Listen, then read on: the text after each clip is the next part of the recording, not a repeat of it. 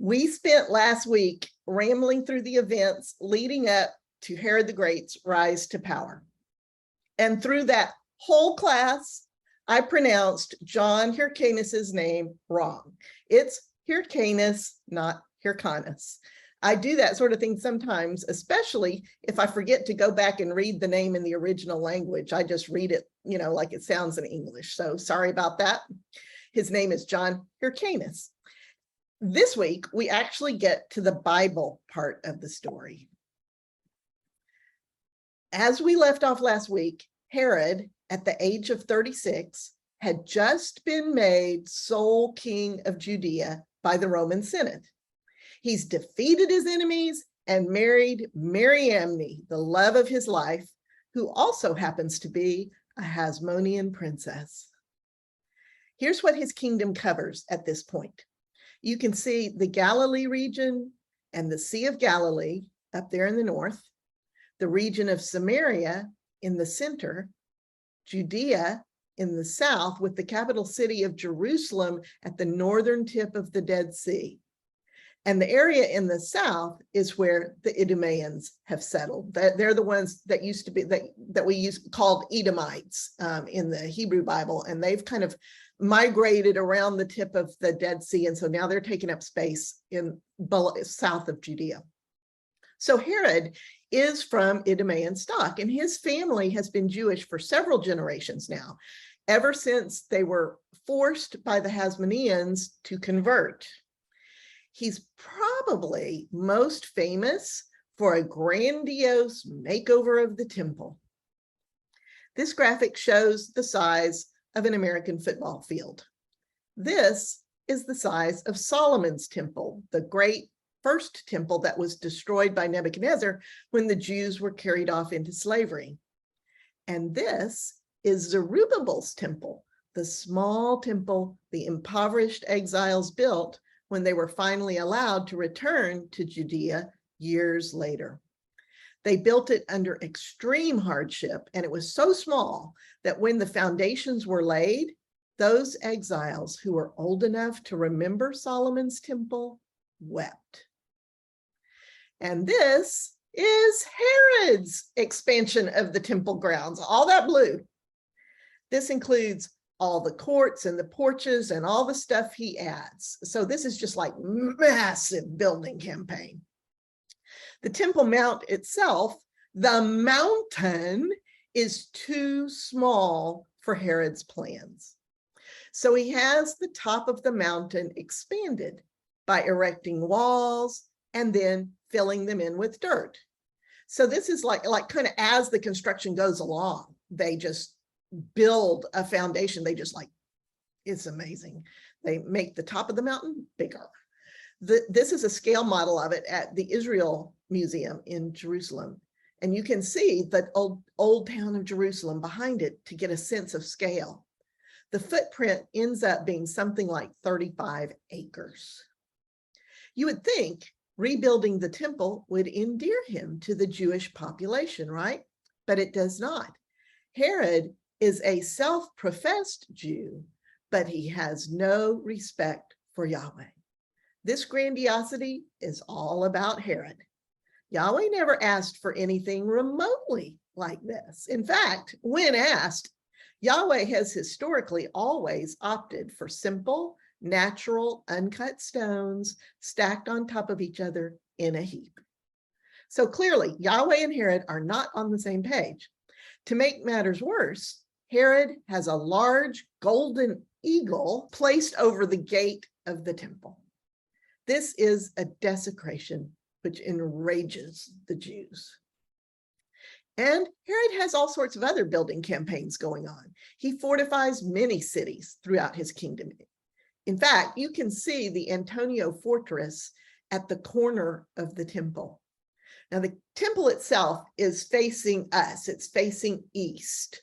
So if we move around to the back of Jerusalem on the west side, we'll find Herod's palace and the three towers of the citadel he builds to protect the western entrance to Jerusalem. But Herod has several palaces scattered around his kingdom. including this incredible one at Masada. His palace is on top there. I went and toured it. Palace is overlooking the Dead Sea. Look how dry and high that is. He has a massive water system built to supply this palace. And of course, all this opulence and construction requires forced labor and mountains of money that comes straight from taxes. Tax collectors are a big deal in this economy, and Herod and his tax collectors are bitterly hated. But there's an even darker side to Herod. He is a jealous man and suffers from mental instability that increases as he ages. Remember that Antigonus, his mortal enemy, was the last of the Hasmonean rulers, and Herod has already handed him over to be executed by the Romans. Then his family friend, like this is his not really line uncle, but relationally, he's like an uncle to Herod his whole life. His family friend, Hyrcanus, who is also a Hasmonean, returns from captivity in Babylon. He can no longer serve as high priest because his ears have been cut off, but he's surely glad to be back home finally. Unfortunately, Herod eventually puts Hyrcanus to death at the age of 81 for a supposed conspiracy against him.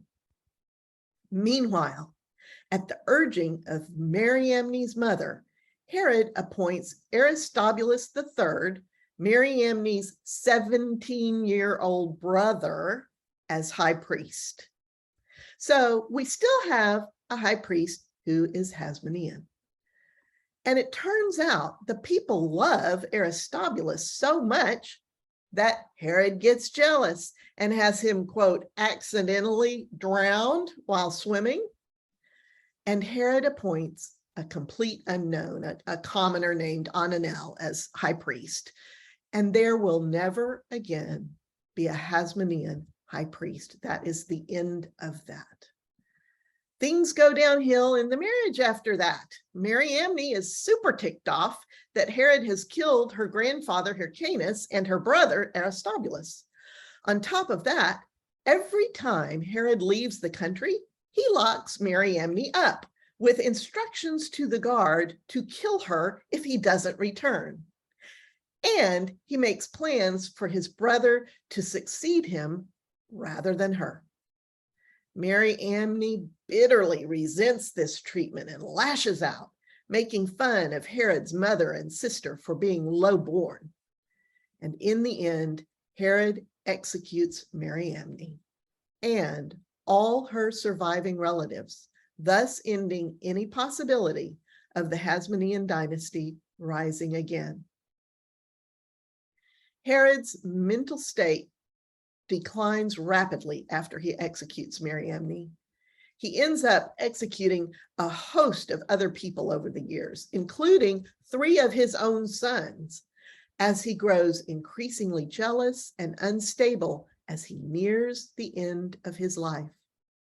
It is right at this time, near the end of Herod's reign, that Jesus is born, somewhere between 6 and 4 BCE, at the height of Herod's cruelty and madness. We have an amazing amount of firsthand information about Jesus and even more secondhand information. He's a well-documented figure historically. He definitely lived, taught, and impacted the world at this time. The Bible contains 4 different tellings of Jesus' life: Matthew, Mark, Luke, and John. They are called the Gospels, which means good story.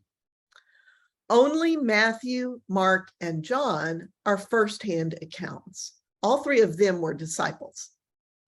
Now realize that from a historical point of view, we have very little verifiable information on any of these writers. Everything I'm telling you about the men themselves is just gleaned from bits and pieces of their stories.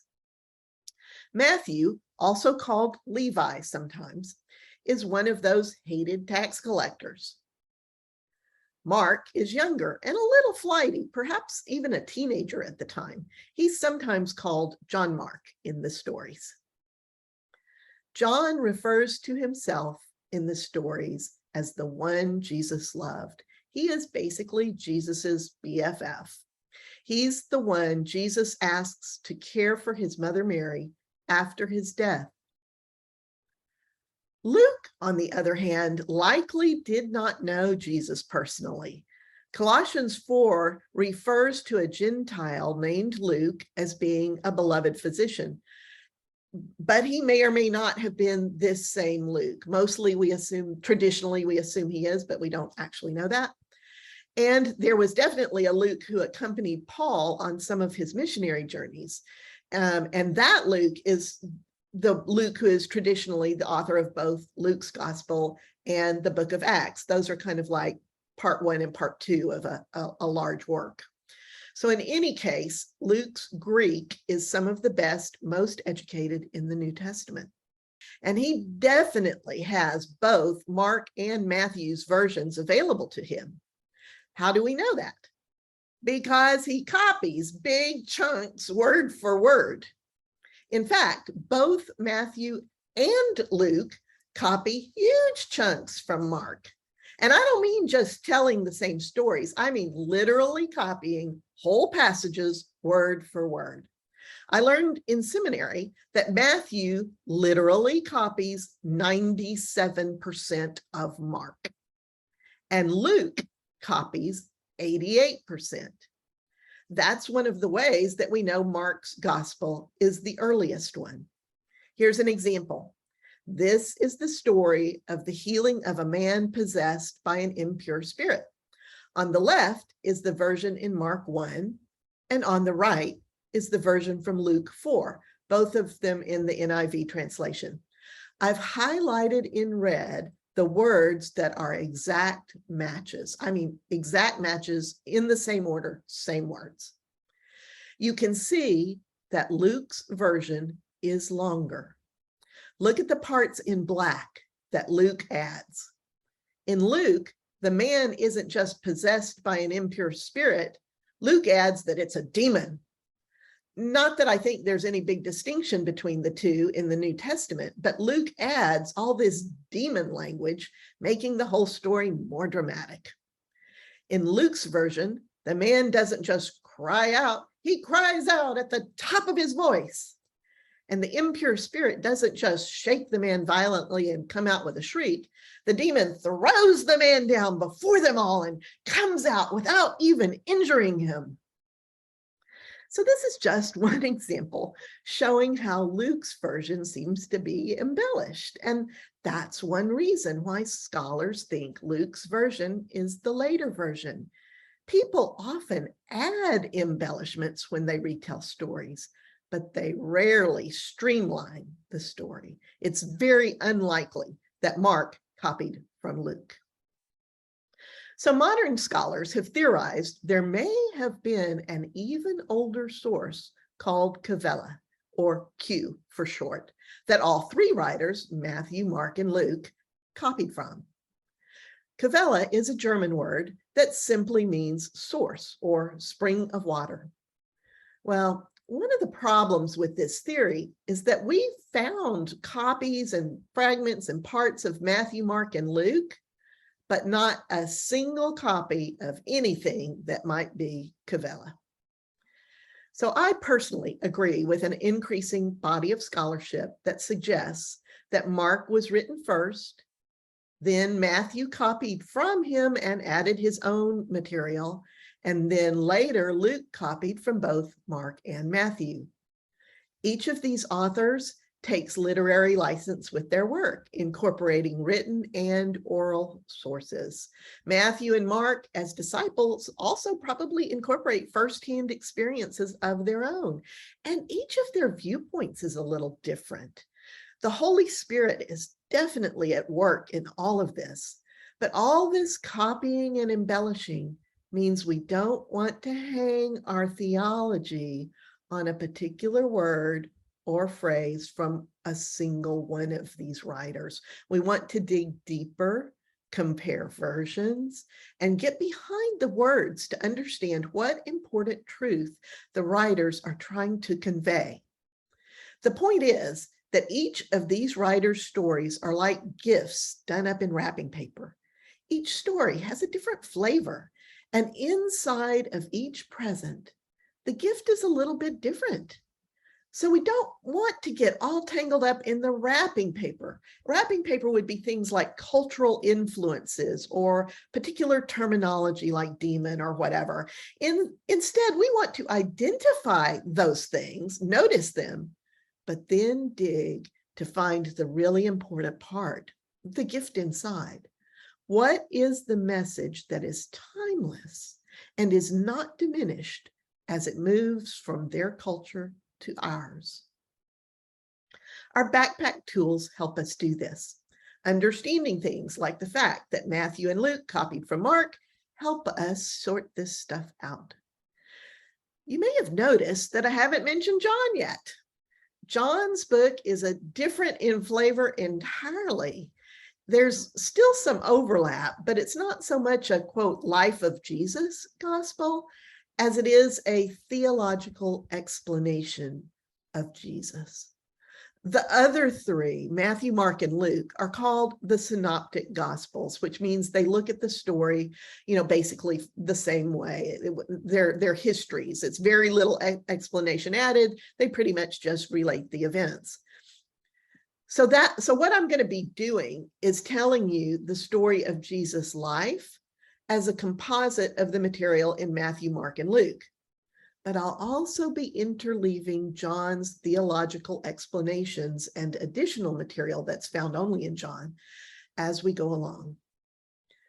But even though the Synoptic Gospels approach the story the same way, Matthew, Mark, and Luke tell the stories in a different order. Of course they do. How do we know which version is the chronological order? Which one is the right one? Well, the short answer is we don't know. But I doubt that Mark's is in strictly chronological order, and here's why. Mark's gospel is carefully arranged as a chiasm. Chi is the Greek letter that looks like an X. A chiasm is a popular writing technique where the events of a story are arranged so they lead to a central event, the most important point of the story.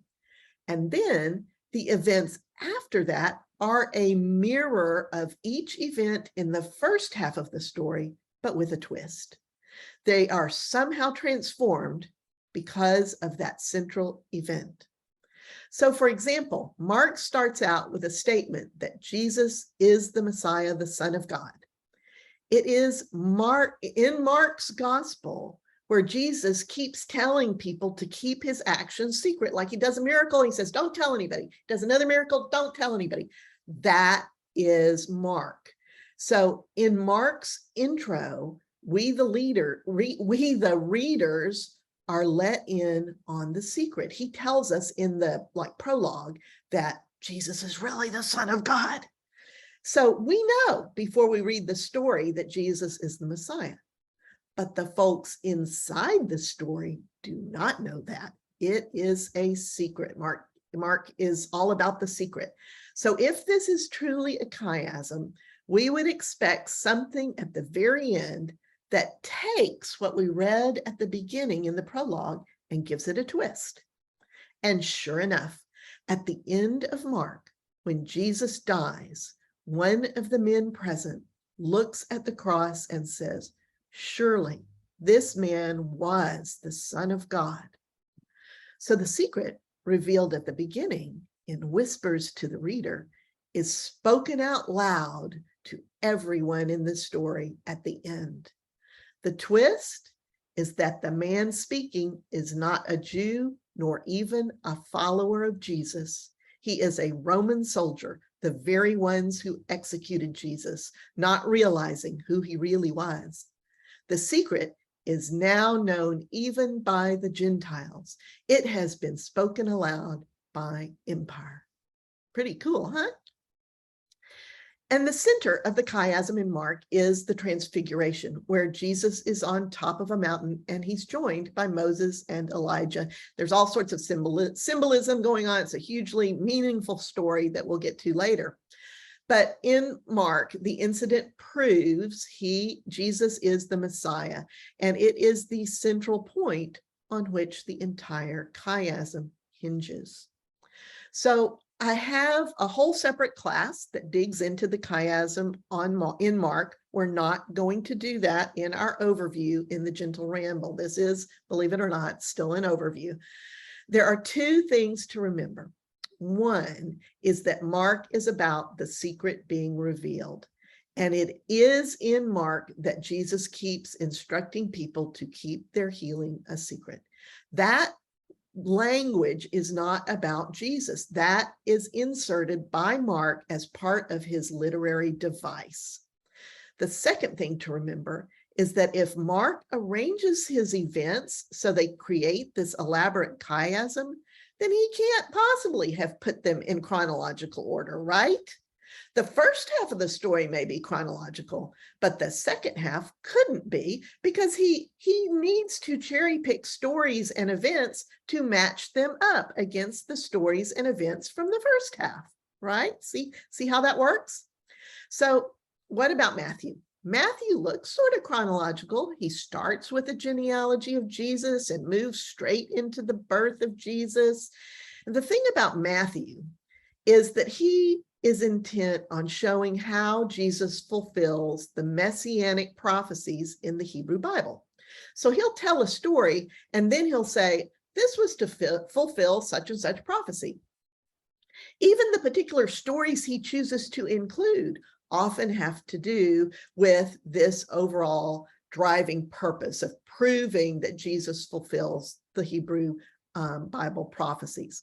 So his theme, and therefore his structure, is more theological in nature, kind of like, John's is. So I don't know that I do say Matthew is necessarily chronological order. He could be, maybe, but perhaps not. So let's look at Luke.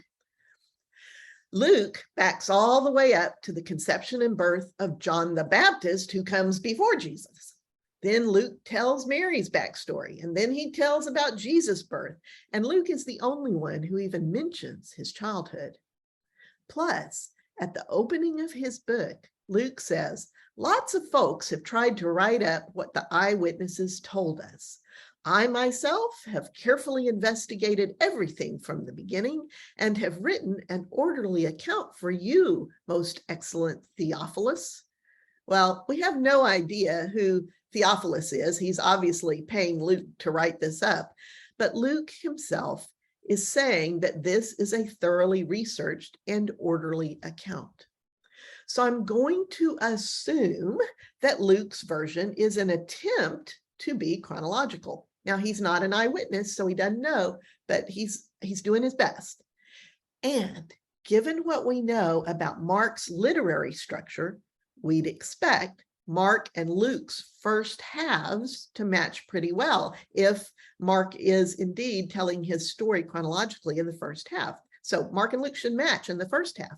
But then after the transfiguration, we'd expect Mark's stories to be different. And that is exactly what happens.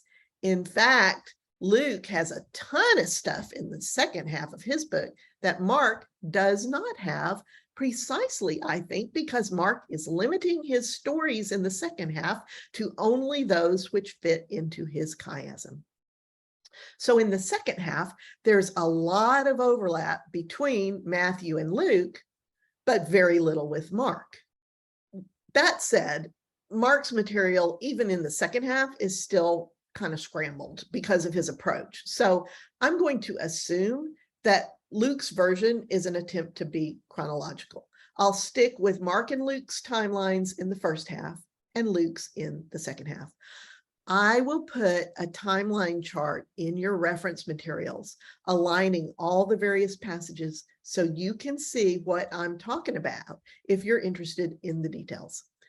So you may notice that all of the writers move from one story to another by saying, then Jesus did so-and-so. That is just a literary device, it's not necessarily indicative of chronology. So don't get hung up on that. It's just the writer trying to smooth the transition from one story to another.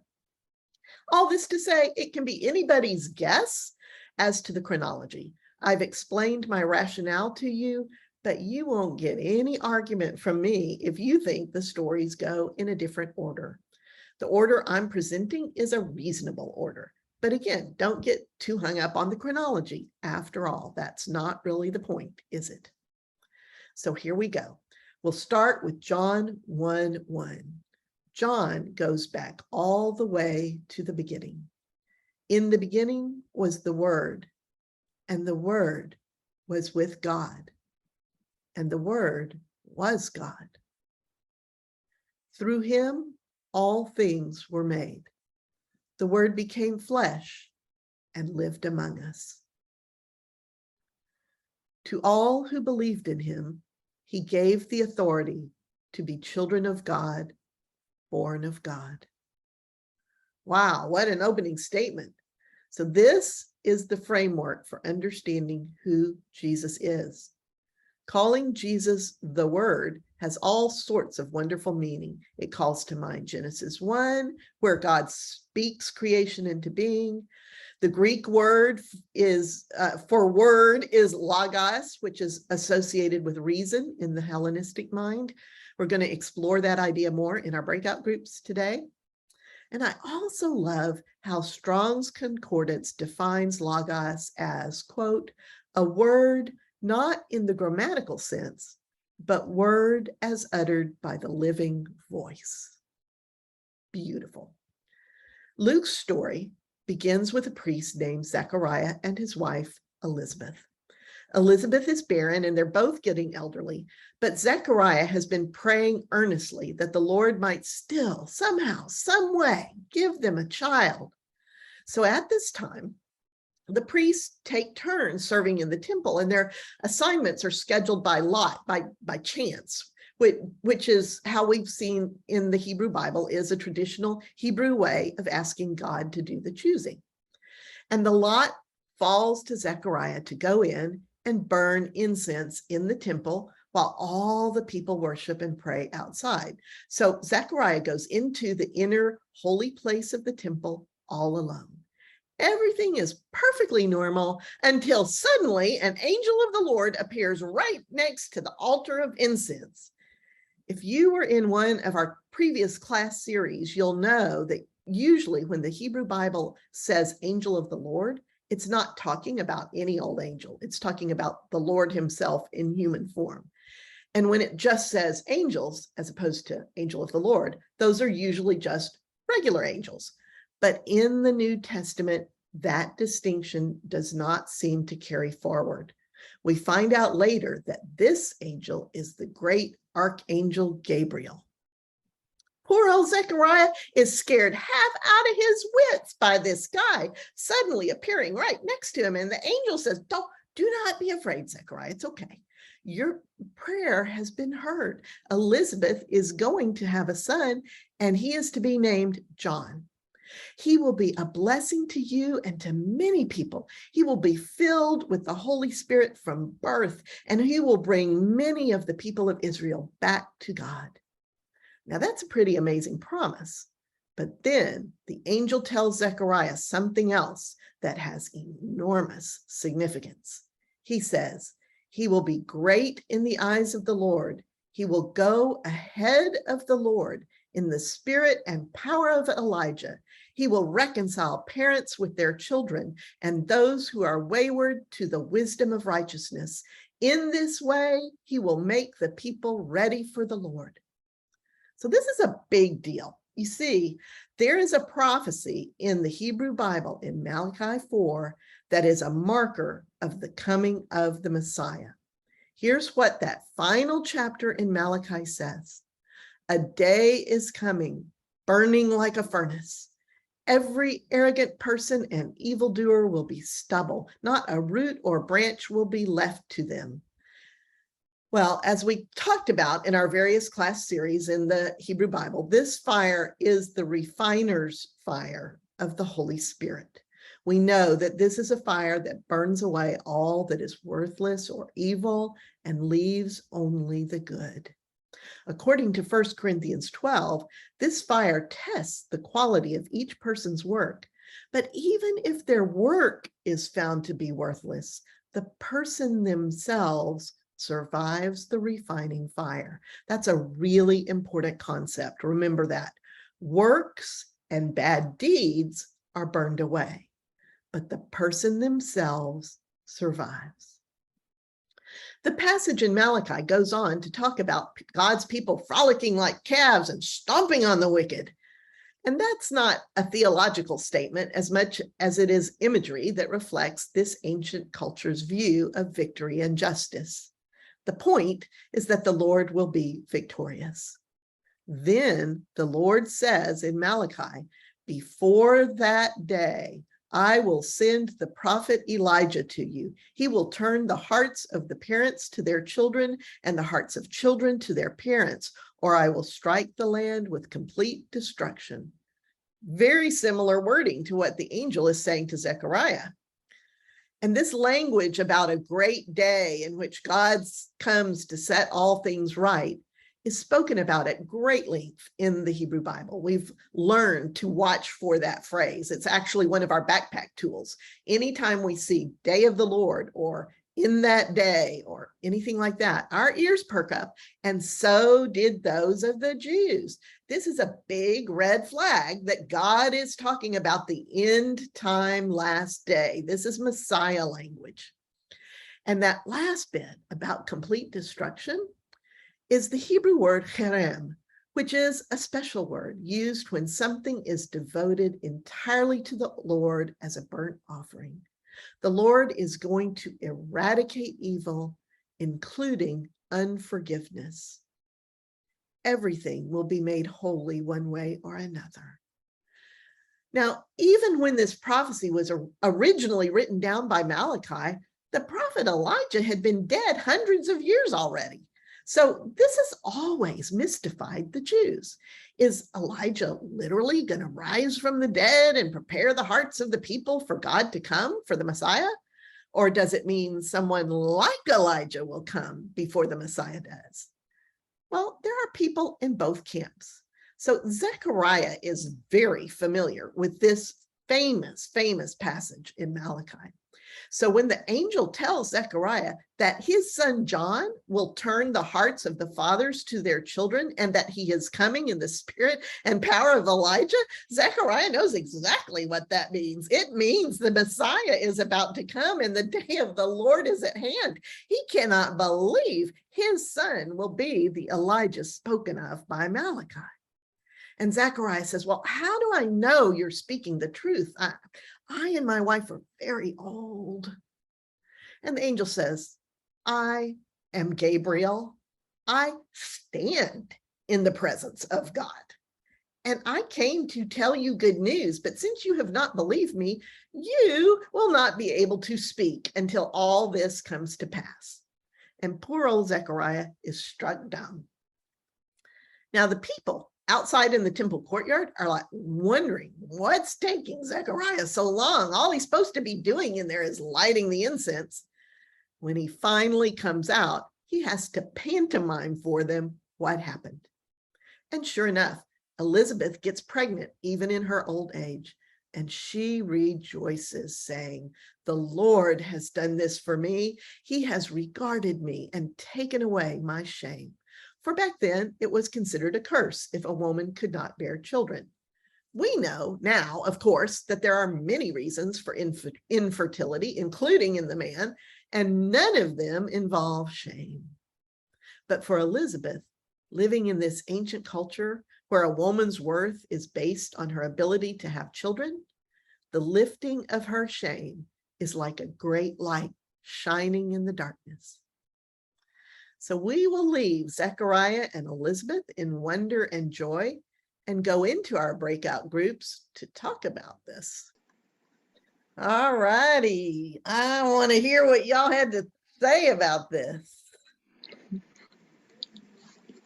or anything else, actually. I can start. Okay. On your first question, the first section of the question, do you think John was using the word logos as shorthand? Yes. Okay. Somebody else take it now. So what We do we have any doubt about that?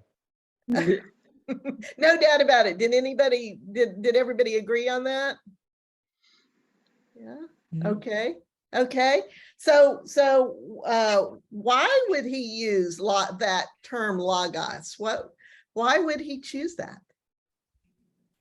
Well, one of the things that came up in our group was sort of a question of, who is Theophilus? And given that it's a Greek name, was this someone who had been raised with or was familiar with Greek philosophy?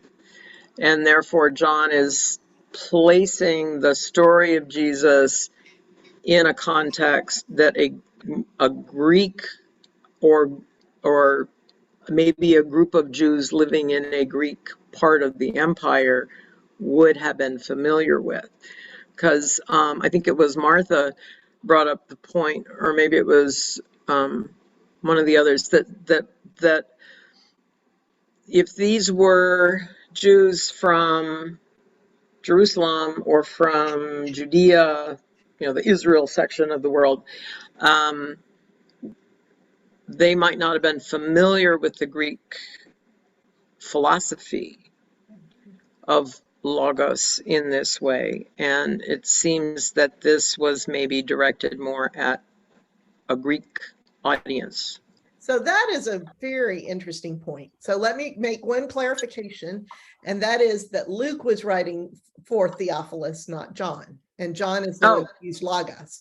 However, never mind. The point is well taken. No.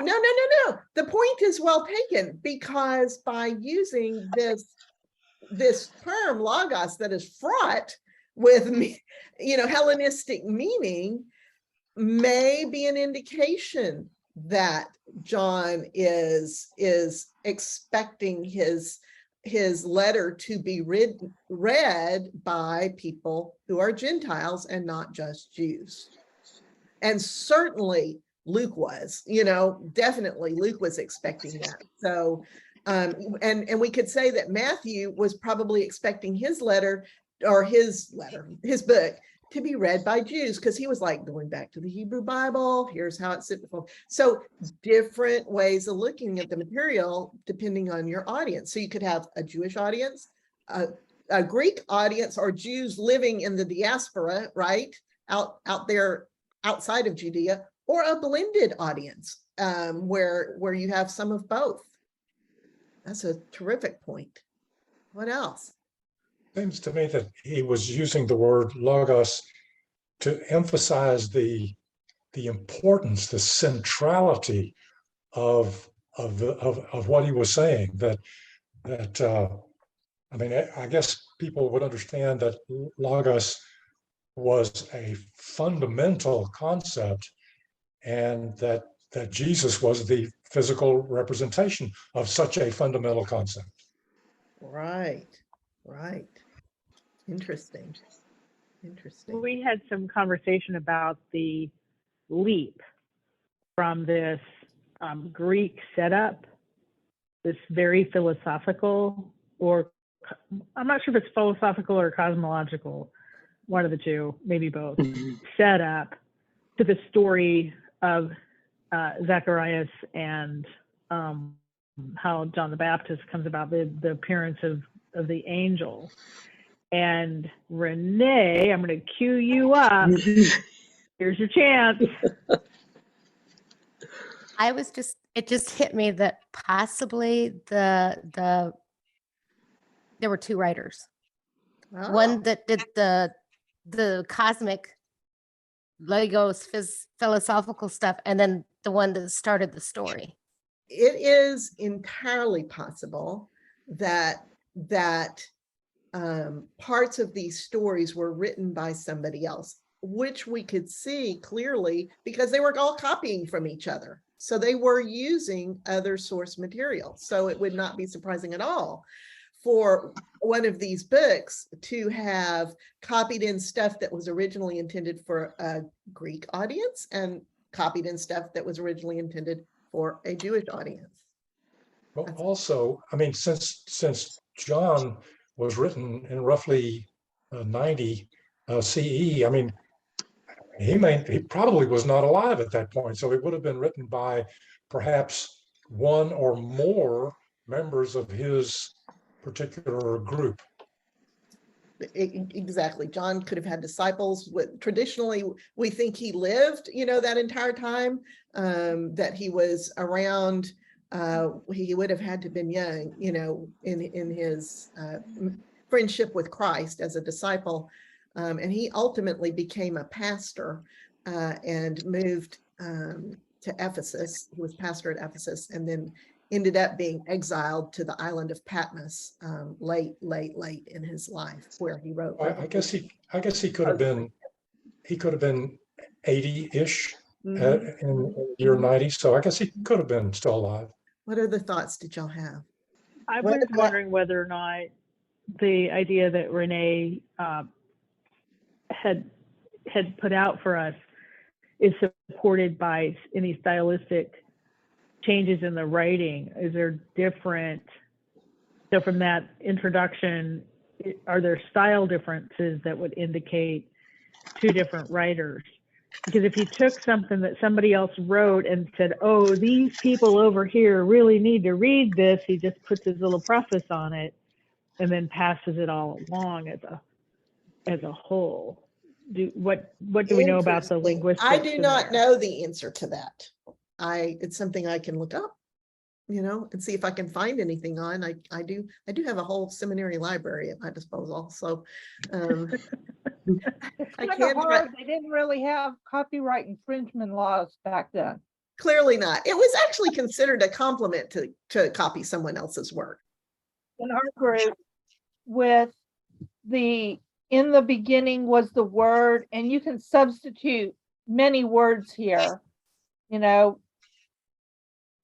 using the Logos theories. And one I chose was hope. And the word hope was with God, and the word was God, and hope was God. Because Jesus was our hope. He came to make things available to us that weren't previously available to us. He gave us a perspective so that when we face adversity, those of us that believe in our faith see a light at the end of the tunnel, whereas a lot of people might face that same adversity without faith, and they go down a trail of destruction and frustration because they don't see that light. And I think it brought perspective and perception to light for me. And the other thing was, when you read this, in the beginning was the word, which could be reason. And this is what I think I was looking to you for, Woody, was that has always been there from the beginning, and they say, and the word was with God. You could substitute the word God in here. In the beginning was the God, and God was with God, and the God was God. So that it kind of reinforces the concept of the Trinity to me, that it's always been there, and now he's coming to us in a human form so that we can understand that reason, the word logos, and we can then look forward. Does that make sense, or did I just ramble? No, and that the last sentence in John, where it says, to all who believed in him, he gave the authority to be children of God, born of God. So I think we talked about how that we all have the authority to participate in the kingdom of heaven, or the kingdom of God. Yes. And that's so important, and that we don't have to leave our reason behind. that it is part of our reason, that our faith and our reasons support each other, and that somehow these miracles of Jesus are going to make rational sense. So Julie put a comment in the chat that I'd like to pull out for conversation. She said there was a phrase not too long ago that was being brought forth, that creation was done by intelligent design, and she hadn't heard that in a while. And it does kind of speak to the beginning of John, it seems to me, who's connecting back to the creation story, certainly intentionally brought forth. But when we're talking about reason, I'm not sure how, who and why intelligent design was so espoused, but somehow I think there is a connection. I suspect they connected with this beginning of John. Yeah, my understanding of the intelligent design philosophy or argument was that, okay, we'll accept that the universe is much older than just the account in the Bible, and that evolution is real, but there was an active intelligence behind this whole process, and that intelligence was God who was directing the process. right. But anyway, this is just a big, it was a wider angle view than I thought you may have been aware of before. Something I also wanted to point out was that Philo of Alexandria, that third bullet point there, Alexandria is in Egypt. He was a Jew living in Egypt. He was not a Christian. So the things he says about the firstborn son of God, he's not talking about Jesus in particular. His concept of God and humans was that they were so far apart, there needed to be an intermediary, was where he came to that from. But, you know, I'm not suggesting that we hang our theology on any of these. I am suggesting that the writers of the New Testament were influenced by these thoughts and ideas. This is part of the culture they lived in. So when they use words like logos, that's a key code word with a particular meaning. Just like I'm pulling in the Old Testament scriptures and showing you, you know, like in Malachi, if somebody says reconcile the parents to the kids and the word Elijah in the same breath, the Jews are all going to know what you're talking about. So it's the same thing with logos. And I think that we as Christians have missed that, and often, not always, but that we have definitely missed the connection between reason and faith. Mm-hmm. I thought that because of the time frame entered, I didn't realize that Philo of Alexandria was in Egypt. I didn't know where he was, but the fact that he was a Jewish philosopher, that was common language, a common word in the language that encompassed all those things for them at that time. So they were able to get a wealth of information out of that particular word. Exactly. So if you get a chance, go back and reread the entire chapter of John 1, first chapter of John, and we will see each other next week. We're out of time. See you later. Thank you. Bye. Thank you.